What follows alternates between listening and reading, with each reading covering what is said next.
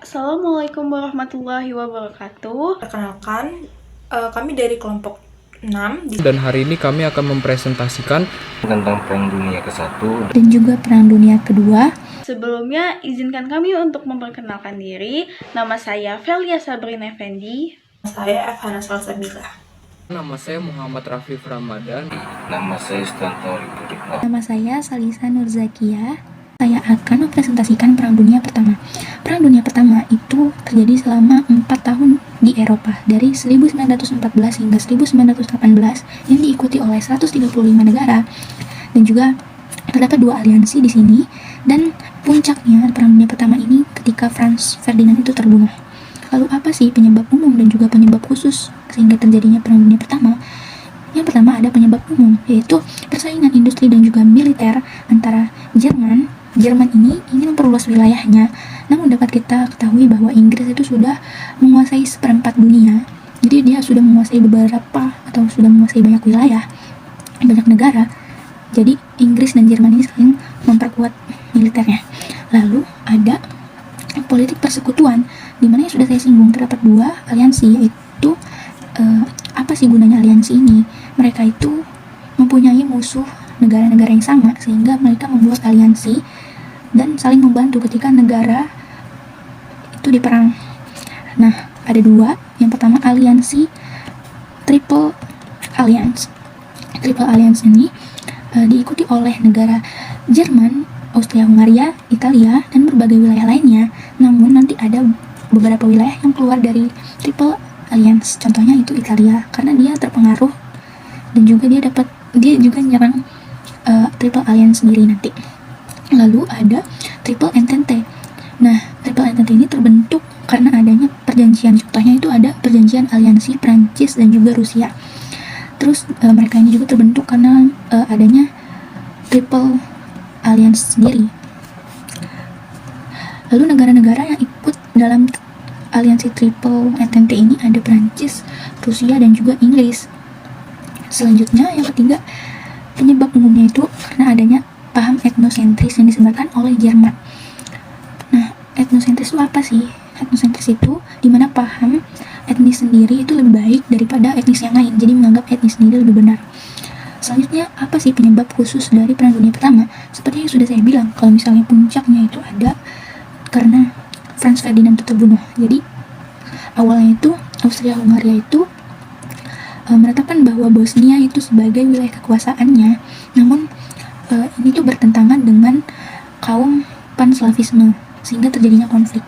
Nah, pada 28 Juni 1914, Franz Ferdinand dan juga istrinya itu pergi dan menggelar inspeksi militer. Nah, di situ Franz Ferdinand itu terbunuh oleh kaum Bosnia dan juga dia menganut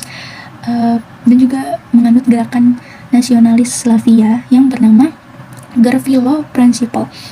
Nah, dari terbunuhnya Franz Ferdinand itu, Austria-Hungaria itu langsung mengeluarkan ultimatum kepada Serbia, namun ditolak, sehingga terjadilah Perang Dunia Pertama. Nah, Perang Dunia Pertama ini berjalan melalui beberapa front. Yang pertama ada front barat.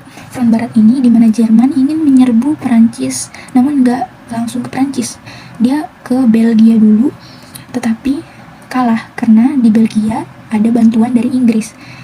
Inggris itu terikat perjanjian dengan Belgia, jadi dia membantu Belgia. Nah, selanjutnya apa yang dilakukan oleh Jerman? Selanjutnya Jerman itu langsung menyerang Prancis dengan taktik perang parit, namun kalah. Terus ada dari front timur. Front timur ini dari negara Rusia. Rusia ingin merebut wilayah kekuasaan yang Jerman udah milikin, yaitu contohnya Prusia Timur dan juga Polandia. Namun kalah, dan juga Rusia ini mundur dari Perang Dunia Pertama karena ada konflik di negaranya sendiri. Terus yang ketiga ada dari front Italia. Front Italia ini seperti yang saya singgung tadi, Italia itu menyerang Triple Alliance dan juga dia terpengaruh oleh sekutu karena dia kalau misalnya ikut ke pindah atau menyerang alliance sendiri itu dapat wilayah kekuasaan. Terus ada dari front Balkan. Front Balkan ini Jerman itu menyerang Serbia sehingga menang, dan juga ada dari Turki itu mengalahkan Inggris, lalu Turki itu bergabung ke Triple Alliance. Terus Inggris itu menyerang Turki. Lalu pada 1918 Turki dan juga Inggris itu mundur atau menyerah. Lalu keterlibatan Amerika Serikat dalam Perang Dunia Pertama itu apa penyebabnya? Yang pertama karena ada tenggelamnya kapal uap RMS Lusitania, di mana tenggelamnya itu karena serangan dari kapal selam Jerman. Selanjutnya ada kebijakan kapal selam yang tak terbatas. Terus ada insiden telegram Zimmermann, di mana Amerika ini nggak boleh ikut aliansi. Terus akhirnya tuh gimana? Akhirnya pasukan Amerika Serikat ini bergabung ke Triple Entente, dan sejak bergabung Triple Entente itu semakin kuat sehingga Triple Alliance itu melemah, dan juga Jerman itu menyerah dan menjadi wilayah republik. Terus Austria-Hungaria itu republik juga, dan ada kaum komunis. Lalu mereka ini mengadakan perjanjian damai. Contohnya itu ada perjanjian Versailles, itu dimana isinya wilayah Jerman itu dibatasin wilayah militernya dan juga ngasih wilayah kekuasaannya, terus sama ganti perang. Terus apa sih dampak dari Perang Dunia Pertama? Itu yang pertama ada di bidang politik. Wilayah kekaisaran yang besar itu berubah jadi wilayah republik. Contohnya itu kayak Jerman dan juga Austria-Hungaria. Yang kedua itu ada penyempitan wilayah kekuasaan, di mana negara yang kalah itu ngasih wilayah ke yang menang. Terus ada munculnya LBB atau Liga Bangsa-Bangsa. Terus ada juga negara baru.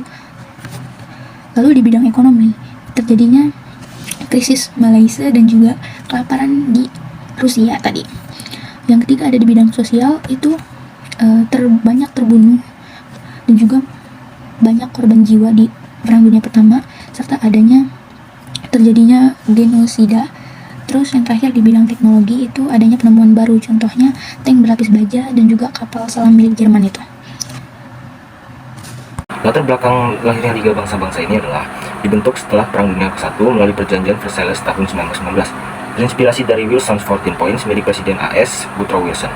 Resmi berdiri pada 10 Januari 1920 dengan markas besar di Jenewa, Swiss.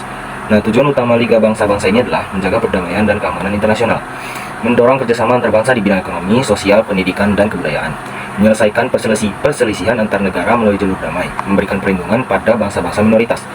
Nah, yang ketiga ada keanggotaannya. Awalnya Liga Bangsa-Bangsa ini beranggotakan 63 negara, paling banyak 60 negara aktif pada saat yang sama. Keanggotaan bersifat terbuka untuk semua negara, tetapi tidak semua ikut serta. Contoh, Amerika Serikat menolak untuk bergabung. Yang keempat ada Badan Utama Liga Bangsa-Bangsa. Yang pertama ada Majelis. Majelis ini berisikan semua negara anggota yang berfungsi membahas masalah umum. Nah, yang kedua ada Dewan yang berisi anggota terbatas. Fungsinya menangani masalah keamanan dan perdamaian. Nah, yang terakhir ada Sekretariat, berfungsi untuk mengurus administrasi organisasi. Yang kelima ada keberhasilan Liga Bangsa-Bangsa. Yang pertama ada menyelesaikan sengketa kecil seperti konflik Silesia antara Jerman dan Polandia. Nah, yang kedua menyelesaikan masalah di Kepulauan Aland, Finlandia, dan Swedia. Mengadakan konferensi internasional di bidang kesehatan, ekonomi, dan perdagangan. Membantu korban perang dan melindungi anak-anak. Yang keenam ada kegagalan Liga Bangsa-Bangsa. Yang pertama, Liga Bangsa-Bangsa tidak mampu menghentikan agresi besar. Contohnya, Jepang menyerang Manchuria pada tahun 1931. Italia menyerang Abyssinia atau Ethiopia pada tahun 1935. Jerman di bawah Hitler keluar dari Liga Bangsa-Bangsa. Amerika Serikat tidak bergabung, sehingga Liga Bangsa-Bangsa kurang kuat. Struktur organisasi lemah, keputusan tidak tegas, serta sulit menindak negara agresor. Yang terakhir ada akhir dari Liga Bangsa-Bangsa. Liga Bangsa-Bangsa gagal mencegah pecahnya Perang Dunia Kedua. Pada 18 April 1946, Liga Bangsa-Bangsa resmi dibubarkan di Jenewa. Tugas dan fungsinya dilanjutkan oleh Perserikatan Bangsa-Bangsa atau PBB. Apa saja faktor-faktor penyebab terjadinya Perang Dunia Kedua dan jalannya Perang Dunia Kedua? Yang pertama itu ada faktor penyebab umum. Kegagalan Liga Bangsa-Bangsa dalam menciptakan perdamaian itu akhirnya menggiring terciptanya 3 blok. Yang pertama itu ada blok demokrasi Prancis, dan blok fasis Jerman, dan blok komunis Rusia. Nah, selanjutnya ada tumbuhnya fasisme dan doktrin ultranasionalisme. Ultranasionalisme adalah paham nasionalisme yang diterapkan secara berlebihan. Nah, negara-negara yang menganut paham ultranasionalisme ini diantaranya adalah Italia, Jepang, dan juga Jerman. Nah, selanjutnya itu adalah semangat balas dendam. Perang Dunia I mengakibatkan adanya beberapa negara yang mengalami kekalahan. Nah, negara-negara yang mengalami kekalahan tersebut menyimpan rasa balas dendam dan ingin menebus kekalahan negaranya tersebut, yang akhirnya menciptakan politik balas dendam atau revenge idea. Selanjutnya ada sebab khusus. Yang pertama itu invasi Jerman ke Polandia. Jerman menginvasi Polandia pada 1 September 1939. Invasi ini dianggap sebagai titik awal terjadinya Perang Dunia Kedua. Yang kedua itu adalah invasi Jepang ke Manchuria, Tiongkok. Dan yang ketiga adalah serangan besar-besaran di Pearl Harbor yang menyebabkan Amerika Serikat ikut terjun ke dalam Perang Dunia Kedua.